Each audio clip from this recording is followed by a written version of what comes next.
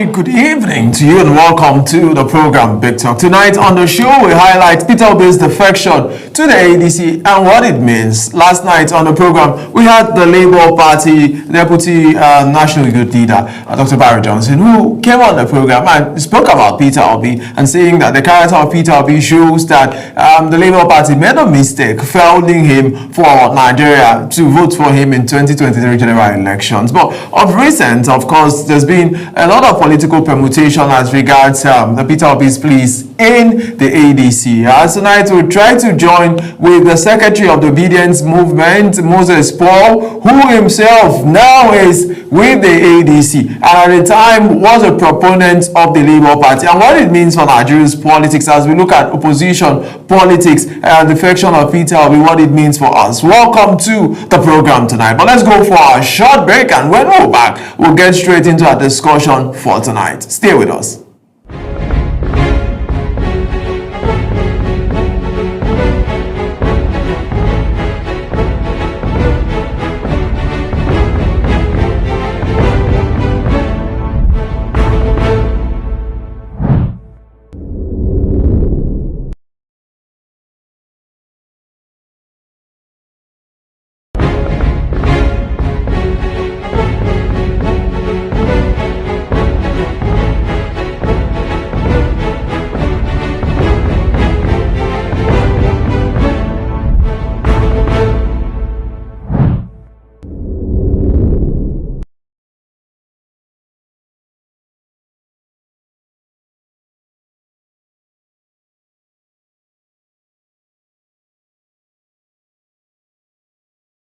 Very good evening and welcome to another exciting edition of Big Talk. Tonight on the program, as always, it's a pleasure to have you join us here on Global Morning. I am Uyi Alpo. You know how we do it on Social Post Extra, bringing you all the... On the desk this evening, we have very topical issues to discuss, and of course... Welcome to your parliamentary program, The Parliament.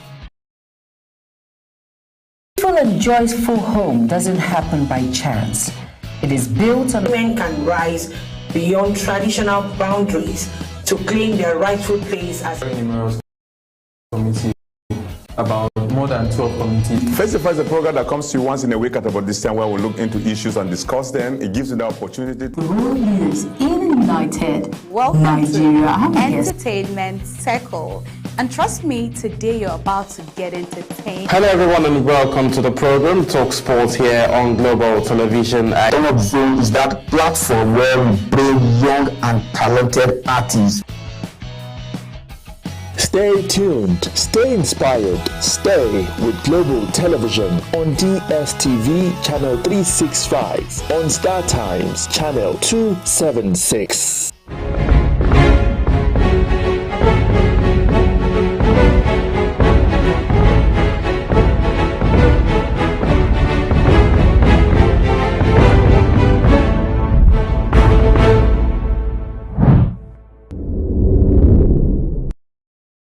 Alright, so welcome back to the program. Tonight on the program we'll have with us, joining us virtually, he's quite very busy. He really tried to see if he could get to the studio, but he couldn't at this time. But we hope that we'll have him sometime soon in the future. Dr. Moses Paul, who has joined us right here in Abuja, and as we look at all of these things happening with the ADC, and we know that Dr. Mo is actually an ADC chieftain at the moment. Thank you so much, Dr. Mo, for taking our time out of your busy schedule. I know how busy you were today to actually talk to us. We really do appreciate your time.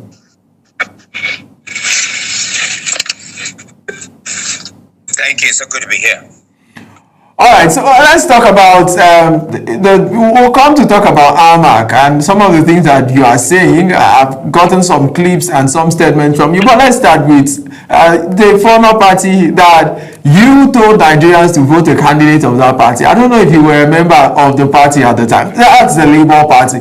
We've seen Peter Obi, your principal, and sold to Nigeria in 2023, move from the Labour Party and is now with the ADC. Did that come as a surprise to you, or was it all in the plan? Because some Nigerians have thought about the fact that maybe we would have stayed in Labour Party to galvanize the party and make the party stronger towards 2027.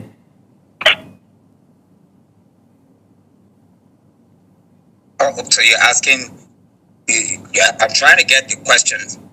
Exactly. Right. I'm talking about moving to the ADC. What necessitated your move and even Peter Obi now joining the ADC? Yes, it's true that Peter Obi officially left the Labour Party at the end of December to join the ADC. All of that is part of the broad opposition coalition ahead of 2027, presidential election. His aim is to contest the national office and to unify opposition forces under the new platform, and for Peter Obi's supporters, they also chose the ADC because they believe that to be more effectively, to challenge the ruling party and build a national support that is anchored, beyond just the parochial workings, and the multiple different issues that were challenging, the internal integrity of the Labour Party. The LP has been weakened by the years of leadership dispute and the factionalization that is there, particularly between the rivalry, and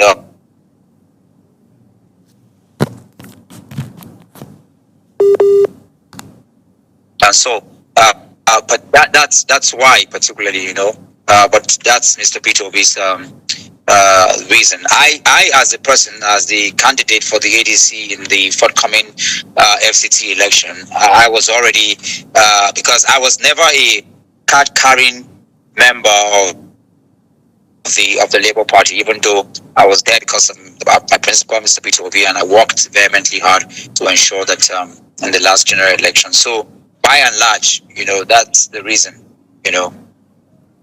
All right, so some Nigerians want to know, Dr. Moore, is it proper in a character of Nigerian politicians or in our politics to have politicians moving from one party to the other? And we've talked about the issue of cross-carpeting. How does it affect our politics? And do you think, because main names have been mentioned, right? Most of the people in the ADC today were either in the PDP and the Labour Party or whatever party, the APC, right? And we keep seeing politicians move from one political party to the other. Is that good for our democracy? Maybe just talk as somebody who's just a Nigerian at this point. Do you think it's good for the image of our democracy, this constant movement that we have? Well, let me tell you something. I had the privilege of traveling with Mr. Peter Obi to several countries, including Indonesia. And I remember we visited a number of public institutions. Among them was the Independent Electoral Commission. At one point, the head, there was something he said that was very clear. And in democracy governed by law, especially party affiliations, one can only change his political party before an election, not after. That principle is universal, and it is a principle that Mr. Peter Obi, as a person, has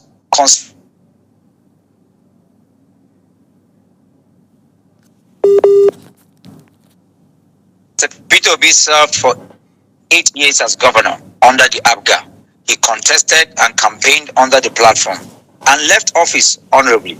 Long after leaving office, he joined the PDP in 2023 in full compliance with the law and well ahead of the elections. He joined the Labour Party. These are facts and not opinions, but facts.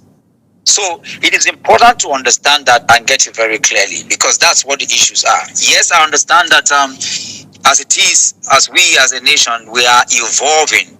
So our democracy is growing. I mean, the country is only just about 60-something years. So compared to Indonesia, America, and other countries who have stabilized their democracy, these are countries that have lived for hundreds and hundreds of years. So yes, we do not have political parties that have ideologies that will strengthen the institutions, but I believe we're growing and we will get there. But it is important to, highlight the caveat that ensure that certain individuals with very strong principles and characters have followed, the law and the principles democratically, even in switching of parties. And yes, in a situation where we have parties that have become weakened by their internal democracy and have not kept by the legal rights of what they're supposed to do. In such cases, what do? But I believe as much as that is not good for our democracy, we will continue to evolve and as we grow as a people. Yeah.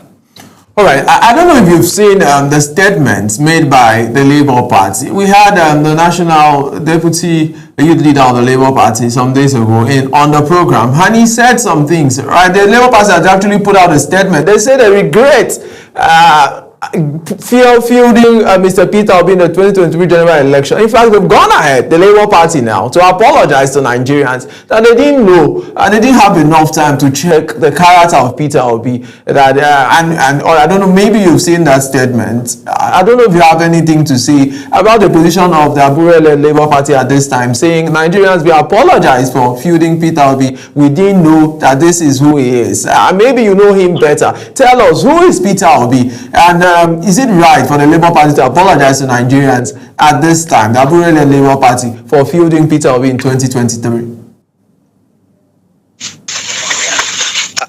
Of course, Mr. Peter Obi is one of the most prudent human beings we have on the face of the earth, not just in the Nigerian politics.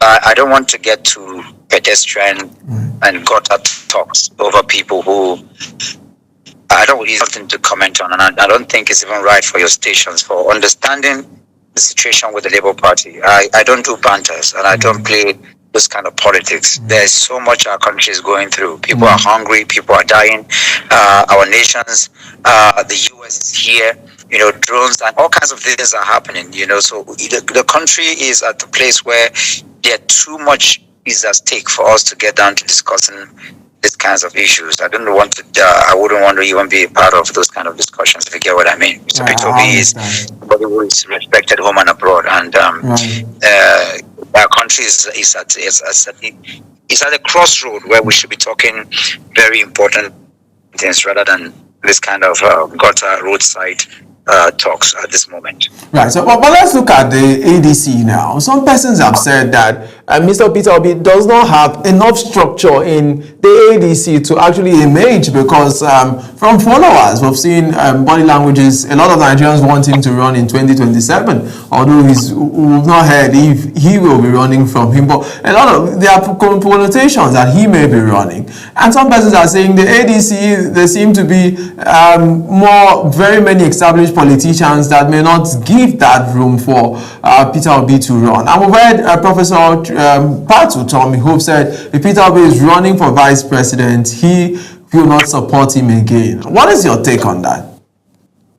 It would be good for your station to invite Mr. Peter Obi so that he would also be able to explain. I mean, I'm running for office, so I can tell you, we can talk about what I'm doing.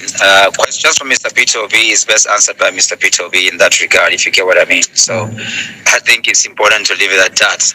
All right, so let's talk about Armac now, because since you're very close to him and maybe you could have shared more that. But let's talk about Armac and the elections that are coming and the place of Armac. Let's talk about young people involvement, because we've seen a lot of young people who are interested in vying for office in Armac, and the politicalization of our democracy, how money plays a central role.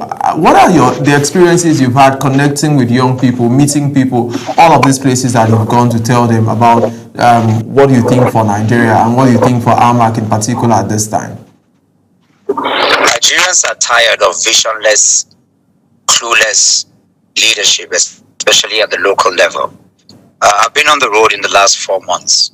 Markets, streets, door to door, mosques, churches, all kinds of places, schools, trying to talk to people and let them see what is viable in terms of the economy, in terms of health, in terms of education, and in terms of security and the safety of our economy. Talk about clean environment and sanitation. I've been talking to people about good governance and accountability.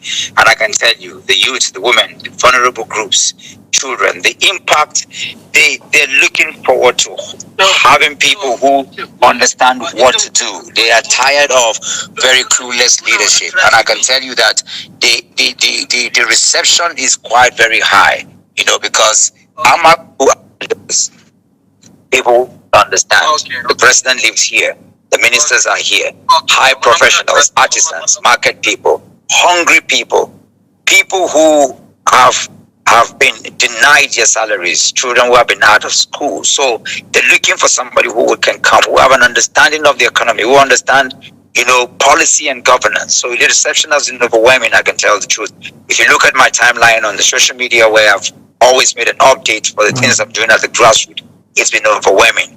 And I know that come the next few weeks, on the 21st of February, AMAC people are going to pour out to ensure that they vote for an AMAC that will work for everyone. Right, but let's talk about, why did you choose the ADC as a vehicle, right? What informed your choice of the ADC? There are more pronounced political parties, in quotes, that some people will think that, these are political parties that are more ingrained to people, and even their symbols, some persons are more used to it. What informed the choice of the ADC?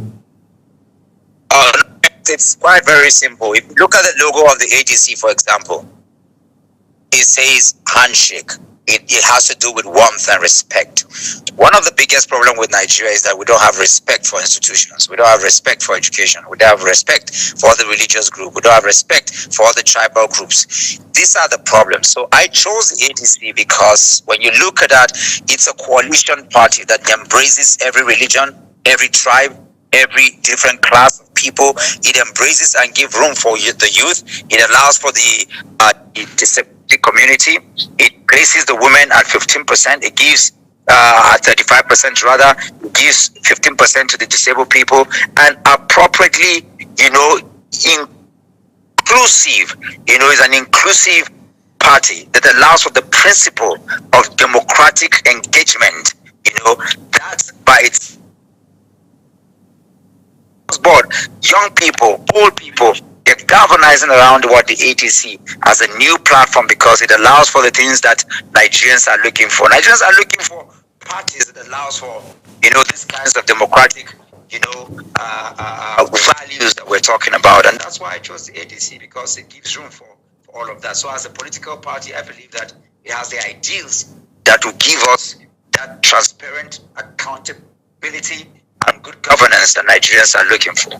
All right, so just a little bit of rewind now. In 2023, with the Labour Party, Peter Obi, your movement, Obedient Movement, all of the things you did, there was something unprecedented, right? Peter Obi had 6 million votes with a party that wasn't really that known and had so much of national coverage at the time. But all of the work you did with the Labour Party, you think that it will be easy to replicate it with the ADC?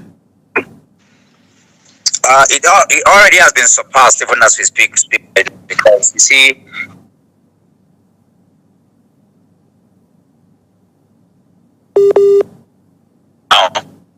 has already overwhelmed that number even as we speak right now. So it tells you the power of coalition. The current ADC has not just the Labour Party, not just the PDP, not just the SDP, not just, the NNPP, not just, it's a coalition party. That's why you can see Atiku Abubakar there, you can see Peter Obi there, you can see Amechi there, Amechi there, you can see Echi Tambuwal there, you can see it's endless. But yesterday, I think for the first time in the history of the country, Aisha Yesufu became a card-carrying member of a political party, and many more are coming in their hundreds and their thousands, from across board. Street people, hungry people, people who have been suppressed, submerged, people who have, been dehumanized. They're all coming from all walks of life because they found a place, a coalition where shared values of responsibility, will be given space, and I think this is what Nigeria needs at this point in time. Right. So, but let's talk about the fact that is there a clear manifesto? Is there? I know we'll get to that time as we move towards 2027. But are there ideals, clear-cut visions of the ADC as a party, or saying this is what we want to achieve in Nigeria? Because with the APC in 2014, we saw the APC talk about corruption, economy, and insecurity, and they were so overwhelming about the message of these three core areas. Are there core areas of the ADC that we've talked about? So even you as a candidate, you know that this is what the party stands for, and this are some of the things that I hope to achieve as a candidate of the party. Oh, well, absolutely. I mean, the ADC core values are very straight. You know, they're talking about people-centered governance. The ADC believes that government exists to serve the people, not political elites. Policies must be directly improve the lives of the citizens, especially the poor, the vulnerable, and those who are excluded. Number two, it believes in integrity, accountability, and transparency. It has zero tolerance for corruption, of course. Open transparency is what the ADC believes in. The use of public resources must be for the public. Leaders must be accountable, to the people at all times. I'm telling you the core values of the ADC. The ADC promotes clean politics and ethical leadership. And part of the number three, values of the ADC is competence and meritocracy. Leadership based on capacity, on experience and result, not ethnicity, not religion, and not, of course, godfatherism. The right people must be in the right position. Merit over mediocrity. And I can add the last one. The ADC believes in social justice and equity, fairness and equality. It believes that the human rights must be protected.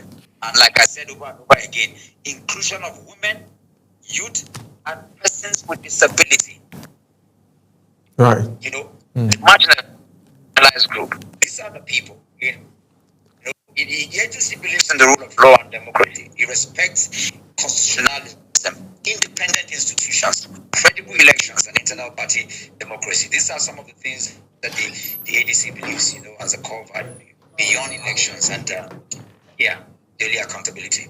All right, so somebody's asking me to ask you, there is a notion that most political parties in Nigeria have been captured by the elite. Some Nigerians fear elite capture, that these are the people, the bourgeois, people who have more money, people who have more connection, who have more resources, have captured the political essence of our country. I like that you talk about that. As somebody who is vastly different from that segment, and you want to stay different and relate with the people, and just see Nigerians who are passionate about serving their country being able to have opportunity to serve Nigeria. Let's talk about elite capture. Are you experiencing something like that? Can Nigerians be assured that we could have political parties in Nigeria that anybody, a son of anybody, can walk in and by your merit, like you've mentioned, be anything without needing or having to know anybody?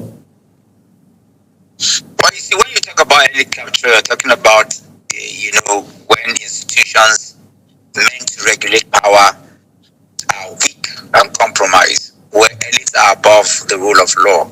This allows for corruption, state capture, and of course the recycling of same political actors, while citizens are excluded, from the real participation of accountability. That's what you're talking about, where money as a gatekeeper of power, politics, that is reduced to who can pay, not who can serve. Right. High nomination fees, vote buying, campaign financing by wealthy patrons. That's what you're talking about, where you have control of political parties by candidate selection, where a small political elite dominate party structures, decide who gets the ticket, and often is an imposition rather than democratic primaries that are supposed to happen. If that were the case in the ADC, you're there, Dr. Mo will not be here as a candidate for the number one political, and administrative and symbolic, local council in the country. In the first place, because I do not have any of this. I have no godfather, I have no money in that regard, you know. So this is why you can see that the ADC is one party, you know, to galvanize around, even while we speak about the general core of the culture of, you know, what you talk about elite capture of politics in Nigeria. All right, so of recent, we know that the INEC, the Independent National Electoral Commission, there's a new chairman, Professor George Amopitong, and we've seen an election already being conducted in Anambra State. We have my colleagues who were in Anambra and covered the election. I monitored from here in Abuja. And, you know, a lot of reports still came back as to votes buying by different political parties. They mentioned the parties. The reports, some of them are online. And just the Nigerian political process. Do you trust this process? This is a process that in 2023, the obedience movement that you are associated with, the Secretary General of the Obedience Movement you are, wasn't very pleased by the announcement of the elections that we had in 2023. Do you trust the Nigerian political process? Because that's even a question. To get involved in the process, do you trust the institutions like you mentioned, that we have a free, fair, free-flowing process in our electioneering? Well, as a committed believer in true democracy and the rule of law, I would say that I welcome the new chairman, you know, the leadership that is responsible, and I will continue to pray that confidence is restored to the system. You know, I believe that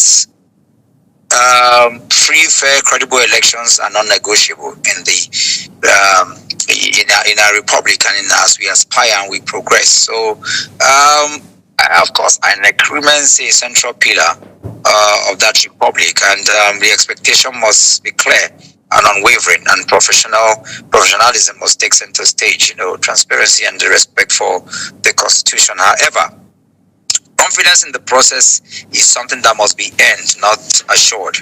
And of course, the recent vote buying concerns the report, you know, during the Anambra election, like you rightly said, it exposes the deep weaknesses in our political culture, you know, enforcement of that mechanism. And when voters are induced with money or incentives, our democratic will is being bought and sold, not expressed. This is unacceptable, you know, but there are things that need to be done rather than just outright condemnation. INEC must take decisive action. I'll continue to say proactive, you know, investigate and sanction cases of vote buying, especially because when we continue to allow for vote buying like we see, it continues to perpetuate leaders who have no capacity and competence, and the cycle of what we're going through right now will continue.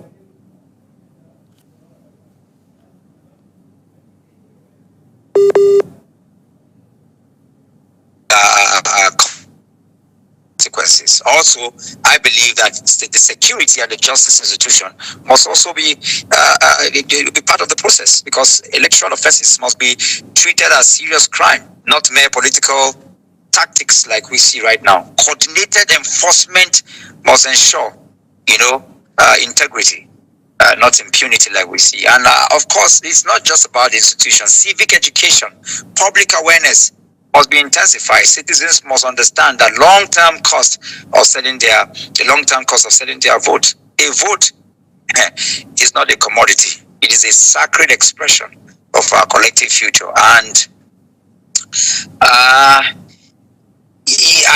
trust the people of Nigeria, their aspirations, resilience, and their yearning for a better nation. But in the electoral process, the conditionals, you know, that depends on actions, not rhetoric, you know, and the INEC must prove itself, not just administer elections. It must protect the will of the people against all forms of subversions, you know, which includes vote buying, you know, to say the least. All right, so I'd like to ask about meeting with other young people, galvanizing different groups, because in 2014, we saw something with the APC as we have now, but as it were then, you know, we had the ANPP, some faction, we had the ACN, we had the CPC, all of these, they came together, the new PDP, to form the major opposition party in the country that became the APC. Are you thinking in that line of reaching out to other political parties? Yes, we have the PDP, we have even the Labour Party and the other political parties to form a superstructure, or is it just the ADC? It's about Nigerians who feel the ideals of these other political parties do not align with them, and they come in. Is there a conscious effort of coming in and bringing maybe a major something of that?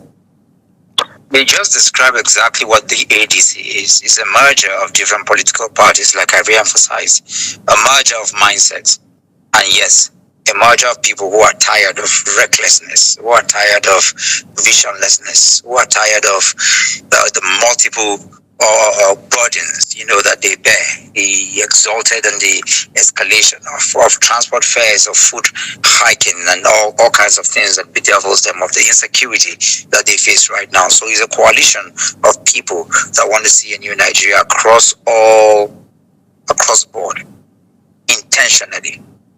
Right, so you as a person, how are you reaching out to other people, maybe from even other political parties, to join you to spread this message, not just maybe from the ADC's point of view? I'm holding meetings as we speak. Right. People are waiting for me right now from other political parties. These are deliberate things you have to do when you see like minds and people who believe in the cause of a new Nigeria. So you reach out to them, you talk to them. I'm reaching out to young people every day, from the markets, the schools, the stores, to different political parties, engagement. Because at the end of the day, this is what nation building is about. You have to reach out, you have to talk to people, you have to educate them, you have to raise the consciousness of the people as you move through the street, the market, the mosque, the church, and all over the place. This is important and deliberate as we continue to evolve and galvanize into, the nation that God created us to be. All right.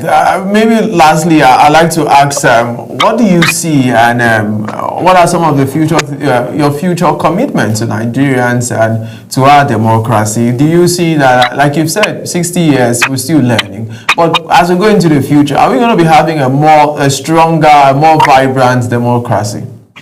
I believe so. I'm a believer. I'm an irredentist in the new Nigeria. I believe that Nigeria will change. I believe that Nigeria is changing. I believe that patriots will continue to rise. I believe that against all odds, I believe this is one of the best countries that God has created. If God wanted us to be Chinese people, we will not be here. If He wanted us to be Americans, we will not be here. If He wanted us to be Japanese, Indonesians, we will not be here. God put us here, different culture, different tribes, different people, for a specific reason. And that's why when you look through the things that we are facing, there is a thread, that gives us the aspirations, the zest, the quest. There is something about Nigerians that cuts through, the things that tries to break us down, the tribes, the religion, and the class. There's an energy of essence that puts it, and that's why when you go across the world, Nigerians, from agriculture to education to design to tourism, in different places around the world, Nigerians sit pretty very high, because that's who we are. And what is important to do is to ensure that this environment that we are, that Bible people, come into the scenery. Because I tell you something, nation building, education, when you look at leadership, all of those things will amount to nothing if we don't participate in politics. We need people of high moral standards to come into politics. We need people of all classes, young people, to play politics, because the road to nation building, the road to leadership, the road to all of these things that we aspire to see, good governance, accountability, is politics. And usually that's where you have people of high morals and standards. They fall by the wayside because they give up too easily. But I know and I believe that as people like myself continue to participate, more people will join, and that's how we're going to build, this vibrant, beautiful country that God's given us. My colleague is saying I should tell you, you should say something about the obedient movement. What is happening with the obedient movement, and what should we be expecting? The obedient movement, do not forget, I keep reiterating, the obedient movement is the movement for a rebirthing of a new Nigeria.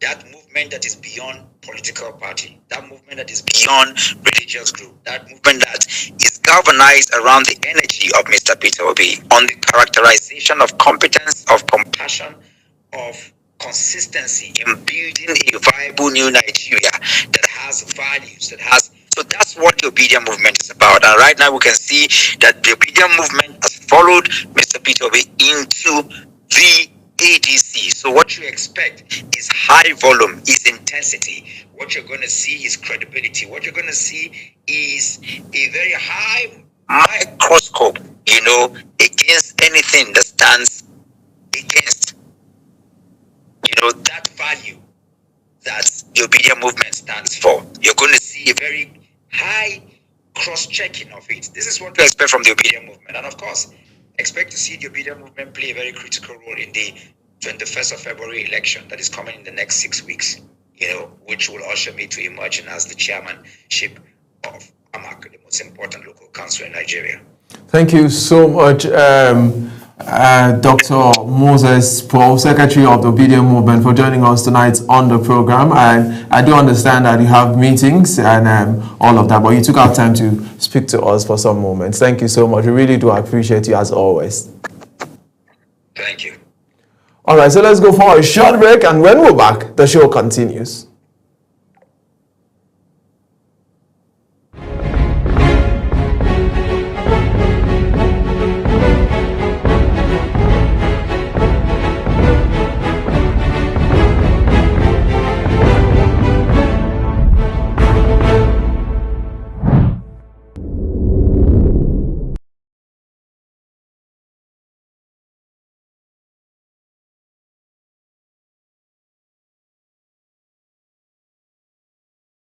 Decides our economy. Politics shapes our security. Politics defines our future. But who is asking the hard question? Is intimidating governors to our opposition, and some allegations even say monies are offered to the tune of billions of naira to these governors to come to the APC. On Big Talk, we take politics beyond party lines and press statements. We interrogate policies, challenge power, and it shall be addressed, and demand accountability from those who govern, from the presidency to the National Assembly, from state governments to grassroots politics.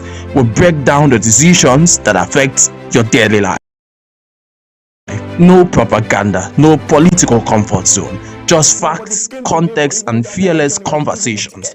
Big Talk is where leaders explain, analysts dissect, and the people understand. 2015 elections were not held. They are doing rigging. Don't just watch politics, question it. Tune in to Big Talk on Global Television every weekday from 7 p.m. to 8 p.m. Join the conversation.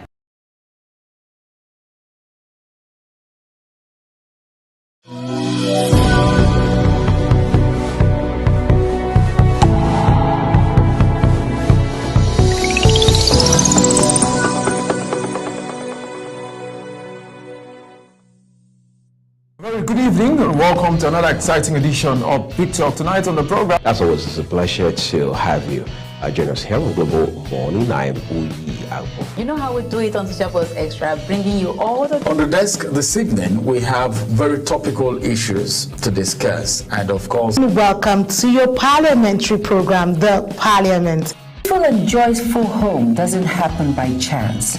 It is built on... Men can rise beyond traditional boundaries to claim their rightful place as a numerous committee, about more than 12 committees. Festival is a program that comes to you once in a week at about this time, where we look into issues and discuss them. It gives you the opportunity to rule is united. Welcome Nigeria. to Entertainment Circle. And trust me, today you're about to get entertained. Hello everyone and welcome to the program Talk Sports here on Global Television. One of them is that platform where we bring young and talented artists. Stay inspired.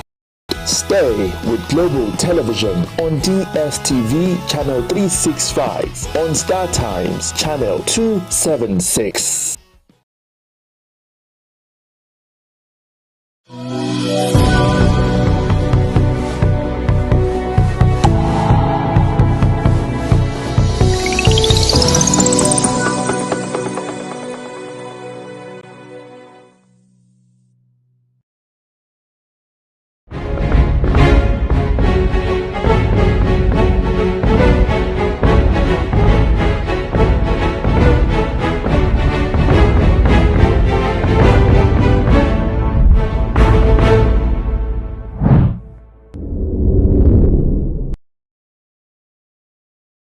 All right, welcome back. This is still Big Talk. If you're just joining us, we were talking to Dr. Moses Paul, the Secretary of the Obedience Movement worldwide, who joined us tonight on the program as we had discussions about Peter Obi's defection and what it means for the Obedience Movement and what it means for the ADC, the party, the vehicle that His Excellency Peter Obi has chosen. But now let's look at the ADC from an analysis perspective, as we have joining us a political analyst, Jimmy Jackson, who's joined us all the way from Cross River tonight on the program as we look at ADC's leadership tussle. Jimmy, we just finished speaking to Dr. Moore, and if you know Dr. Moore, you know Peter Obi. He's always with Peter Obi, and they do a lot of travels together, and Peter Obi is his principal, and he's very clear about that. But one thing is certain, Peter Obi is now in the ADC. The ADC that is led by David Mark, that particular faction. But there's a man called Nafiu Gombe, and he's saying that he is a chairman of the ADC. In fact, today they talked about organizing congresses and doing zonal congresses and all of that. I know that you follow all of this conversation, but let's talk about, do you think Peter Obi has a chance in the ADC, Jimmy?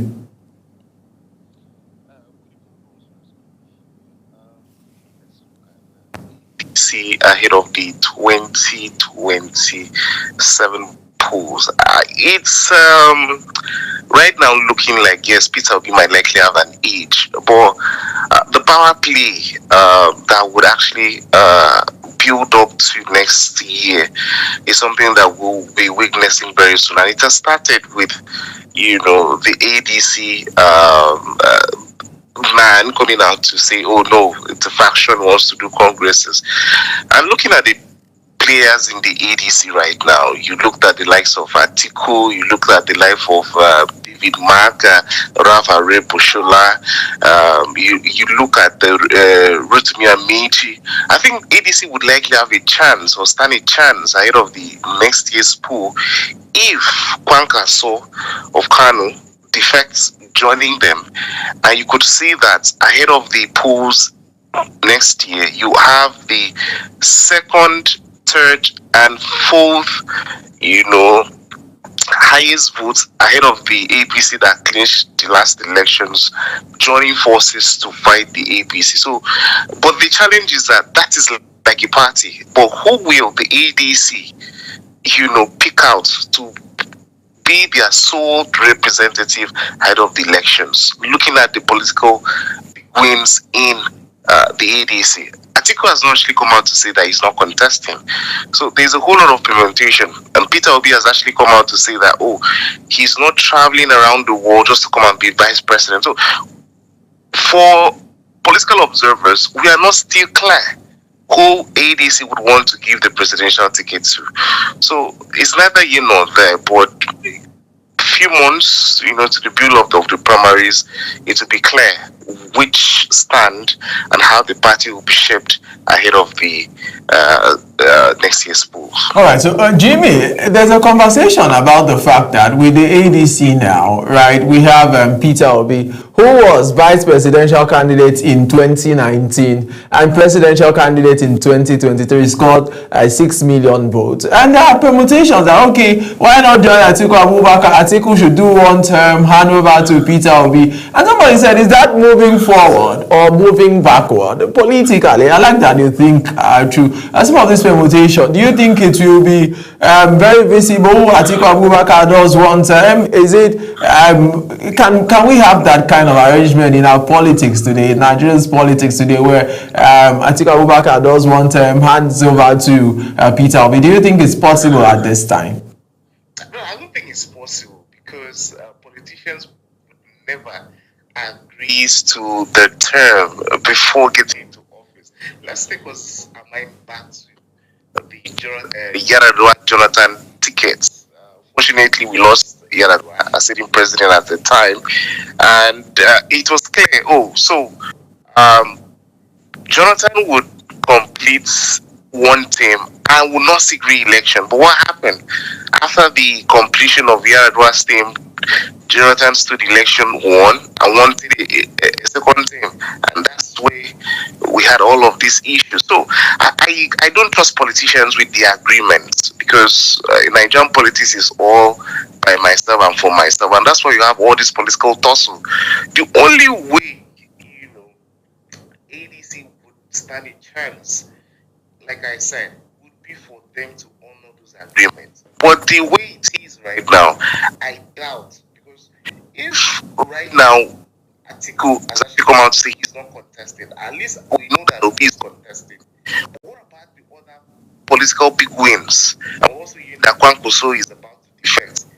What are they defecting to the ADC to do? Is it to contest, to support, to join alliance, and bring out a formidable force? So it's neither here nor there. So we have to wait patiently to see how it plays out. The only way they will do that amicably is to ensure that they put their house in order and speak in one voice.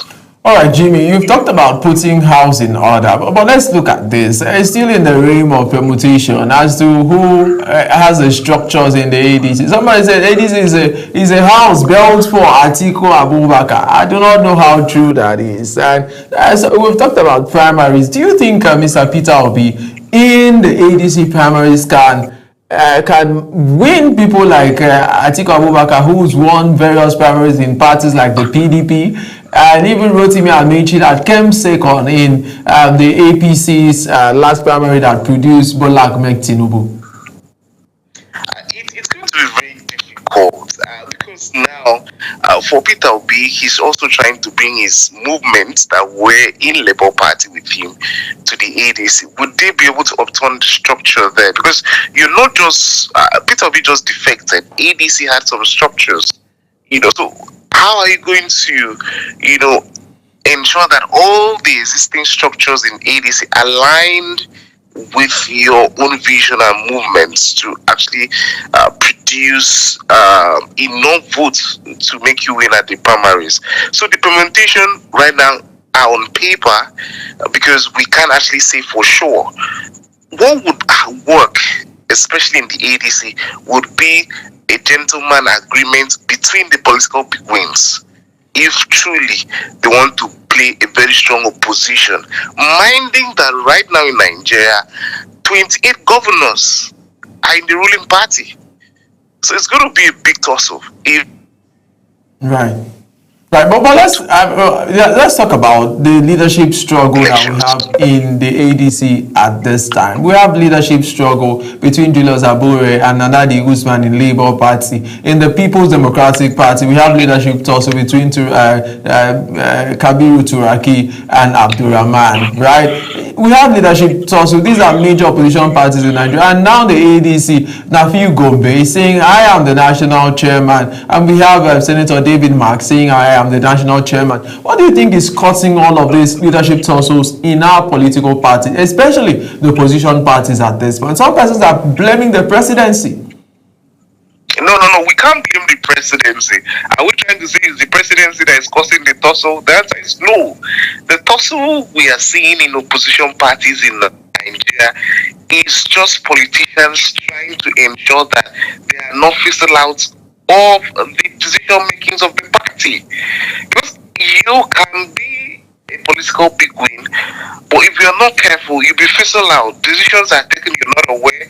You can't even contest or stand a chance of being selected or even getting an appointment. Peradventure, the party wins. So these are issues that makes most of these political big wins try to ensure that they control at least 40 to 50% of the stake in the party in terms of decision. Can they nominate? Can they push this? Can they have their way in the party? What would they stand to gain and benefit? So these are some of the issues that we see in political parties. And why are we having them? It's also the fact that these political parties does not and do not have a political ideology that binds them together. Right, because I have just two questions to ask before we end the show. With Mr. Peter Obi, His Excellency Peter Obi, we saw him with APGA. He was governor with APGA. He moved to the PDP in 2019. He was in the PDP to 20 prior to 2023, moved to the Labour Party 2023, 2024, 2025. By December, he moved to the ADC. 4 political parties in his lifespan: ABGA, PDP, Labour Party, ADC. How is it to our democracy that we have our politicians moving from one political party to the other, and they keep doing this? Is it good for our democracy? Well, in the Nigerian context, that's survival strategy, and I think it's Peter Obi is not the first. The former president, late Buhari, also did the movement. So, any way you feel that you have a smooth landing, as far as your dream and ambition of governing is actually at stake, I think Nigerian politicians don't mind moving. So I think Peter Obi is just playing the Nigerian scenario. So there's actually nothing that is big deal. As far as it's not the first, and neither will he be the second. You know, he wants to be the Nigerian president. So whatever he feels can get him that particular position, the same as the current president, the incumbent. I think Peter Obi is on track. Right. So, but with the likes of Atiku, do you think going back, if it's offered, come back and do vice president for one term, do you think it's a good deal? I think that offer was actually placed before Peter Obi made that decision to defect to the ADC. I still want to strongly believe, I'm not privy to that information, that Peter Obi did not consent to that particular fact. But we're still waiting, because for now, I thought Atiku would have come out to say, oh, he's not contesting, he wants to join force. But since everywhere is silent, maybe just trying to see how the build up to the elections or the primaries would be, and then let's just keep it at that rather than speculating. But I doubt if Peter Obi wants to be the vice to either Atiku or any person that the ADC might want. Before we go now, somebody says the ADC is a bed of strange bed fellows gathering together, and a coalition that will surely crumble. You think it's so? No, I don't think it's true, because again, Nigerian politics, for those who are political players, to understand the games, the gimmicks. So I don't think it's true. I think ADC would be more strong when the planned defection of Kwankwaso, the NNPP, a big wing in Kanu, maybe joins. Yes, definitely. But I think nobody should write ADC off. The same way people thought the Labour Party could not spring up the kind of surprise we saw in the 2020 election. So I think ADCs have a chance, since PDP till date have not been able to put the house in order. Right. So I just want to ask you, any hope for Labour Party going into the future from your end? No for Labour Party. I think they missed their chance. But I'm happy that the governor of Abia State still wants to stick with the party. But for how long will that happen? Thank you so much, Jimmy Jackson, political analyst, for joining us as you shared your analysis on ADC's leadership struggles. It's always a pleasure to have you on the program. Thank you so much, Jimmy. We appreciate it. Thank you, Bonso. It's a pleasure. All right, people, that's the size of our program for tonight. Remember to love Nigeria and keep supporting anything Team Nigeria. And by the way, Nigeria trashed Mozambique 4 goals to nothing. We are hoping to see Nigeria maybe win the AFCON. That's on a lighter note. But this is where I end the show tonight. Enjoy and love Nigeria. Bye for now.